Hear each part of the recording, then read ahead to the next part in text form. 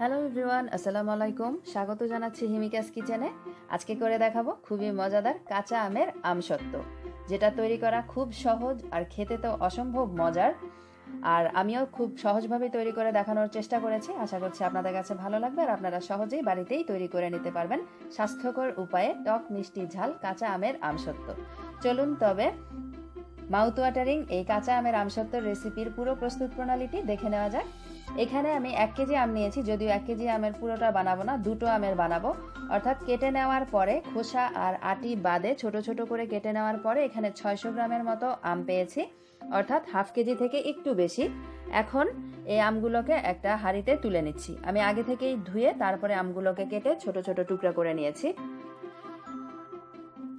এরপরে এতে দিয়ে দিব একটু পানি, 1.5 কাপের মতো পানি দিব আমগুলোকে সিদ্ধ করে নেওয়ার জন্য। খুব বেশি পানি দেওয়ার দরকার নেই, তাহলে এটা পাতলা হয়ে যাবে আর রান্না হতে বা শুকাতেও সময় লাগবে, আবার রোদে দিয়ে শুকাতেও সময় লাগবে। সেজন্য পানির পরিমাণটা বুঝে কম করে দিতে হবে।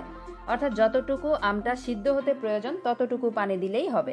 আমি 1.5 কাপের মতো পানি দিয়ে চুলাতে হাঁড়িটা বসিয়ে দিয়েছি আর সাথে দিয়ে দিলাম স্বাদ মতো বা হাফ চা চামচের মতো লবণ। এখন এটাকে ঢেকে দিব। চুলার আঁচটাকে হাই হিটে রেখে অপেক্ষা করব পানিটাতে বলক ফুটে ওঠা পর্যন্ত। ঠিক কিছুক্ষণ পরে যখন পানিটাতে বলক চলে আসবে তখন আমগুলোকে খুব সুন্দরভাবে নেড়ে দিতে হবে, একটু উপর নিচ করে দিতে হবে। এরপরে আবারও এটাকে ঢেকে দিব আর চুলার আঁচটাকে কমিয়ে মিডিয়ামের থেকেও লো করে আমটাকে পুরোপুরি সিদ্ধ করে নিব। খুব ভালোভাবে আমগুলোকে সিদ্ধ করে নেওয়ার পরে ফিরে আসছি। ফিরে এলাম 15 মিনিট পরে। চুলার আঁচটাকে মিডিয়ামের থেকে কম করে রেখে আমি আমগুলোকে সিদ্ধ করে নিয়েছি। এই যে দেখতে পাচ্ছেন আমগুলো কিন্তু খুব সুন্দরভাবে সফট হয়ে গেছে আর ভালোভাবে সিদ্ধ হয়েছে। এখন যেটা করব, এরকম একটা ডাল ঘুটনি দিয়ে আমি আমগুলোকে ম্যাশ করে নিব। এরকম ডাল ঘুটনি তো সবার বাসাতেই থাকে, আর এই ডাল ঘুটনিটা আমি বাংলাদেশ থেকে আসার সময় নিয়ে এসেছিলাম। সেই ডাল ঘুটনিটা দিয়ে আমগুলোকে খুব সুন্দরভাবে ম্যাশ করে নিচ্ছি, অর্থাৎ আমের পিউরি তৈরি করে নিচ্ছি। দেখলেন তো ব্লেন্ডার ইউজের ঝামেলা ছাড়াই কত সুন্দর ডাল ঘুটনি দিয়ে আমের পিউরিটা তৈরি হয়ে গেল। এই যে একদমও কোনো আমের কিন্তু আস্ত অংশ নেই, খুব সুন্দরভাবে নরম হয়ে সফট হয়ে একদম পিউরি তৈরি হয়ে গেছে। এখন এতে অ্যাড করে দিব চিনি। চিনিটা স্বাদ মতো দিতে হবে। আম যতটুকু টক বা মিষ্টি সেটার উপরে নির্ভর করবে চিনির পরিমাণটা। দিয়ে দিচ্ছি চিলি ফ্লেক্স 1 টেবিল চামচ পরিমাণ, আর দিয়ে দিচ্ছি 5 ফোড়নের গুঁড়া 1 টেবিল চামচ পরিমাণ। 5 ফোড়নগুলোকে আমি টেলে তারপরে গুঁড়া করে এখানে 1 টেবিল চামচ ইউজ করেছি। আর এই আমসত্ত্বটা টক মিষ্টি ঝাল হলেই খেতে বেশি ভালো লাগে, তাই আমি আমার স্বাদ অনুযায়ী ঝাল আর চিনির পরিমাণটা মিশিয়েছি। আপনারা আপনাদের স্বাদ অনুযায়ী চেক করে তারপরে এগুলো অ্যাড করে নেবেন। এবারে অপেক্ষা করব এটাকে শুকিয়ে নেওয়া পর্যন্ত। চুলার আঁচটাকে হাই হিটে রেখে অনবরত নেড়ে এটাকে আমি শুকিয়ে নিব। ঠিক 10 থেকে 12 মিনিট পরে দেখতে পাচ্ছেন আমের পিউরিটা কিন্তু অনেকখানি ঘন হয়ে এসেছে। এর কনসিস্টেন্সিটা কিন্তু এরকম ঘন করেই তারপরে চুলা থেকে নামাতে হবে। এখন এটাকে চুলা থেকে আমি নামিয়ে নিব। হয়ে গেছে। সময়ও কিন্তু খুব বেশি লাগে না এই কাঁচা আমের আমসত্ত্বটা তৈরি করতে। এখন যেটা করব, আমসত্ত্বটাকে শুকাতে যেই পাত্রে দিব, আমি একটা কেক মোল্ড নিয়েছি, তার উপরে একটুখানি সরিষার তেল গ্রিস করে দিলাম।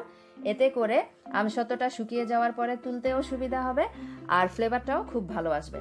এখন অর্ধেকের বেশি পরিমাণে আমের পিউরি আমি এই পাত্রটার মধ্যে ঢেলে দিলাম। আপনারা কিন্তু আপনাদের সুবিধা অনুযায়ী যে কোনো পাত্র ইউজ করে এটাকে আমসত্ত্বটাকে শুকিয়ে নিতে পারেন। সেটা স্টিলের হতে পারে অথবা বেতের যে কোনো ডালা অথবা পাটিও হতে পারে, তবে সিলভারের কোনো কিছুতে দিয়ে আমসত্ত্বটা না শুকানোই ভালো বা না করাই ভালো, সেক্ষেত্রে কিন্তু তিতা লাগতে পারে। এখন এটাকে আমি কড়া রোদে শুকাতে দিব। এই যে দেখতে পাচ্ছেন কড়া রোদে আমি শুকাতে দিয়েছি। 2টা পাত্রে আমি আমসত্ত্বটাকে সেট করে নিয়েছি আর অপেক্ষা করব এটাকে শুকিয়ে নেওয়া পর্যন্ত। তবে আপনাদের ক্ষেত্রে যদি রোদে দেওয়ার সুবিধা না থাকে সেক্ষেত্রে গ্যাসের চুলার নিচে এই পাত্রগুলোকে রেখেও কিন্তু আমসত্ত্বটাকে শুকিয়ে আমসত্ত্ব তৈরি করে নিতে পারেন। এই যে ঠিক 2 দিন পরে আমার আমসত্ত্বটা একদম রেডি।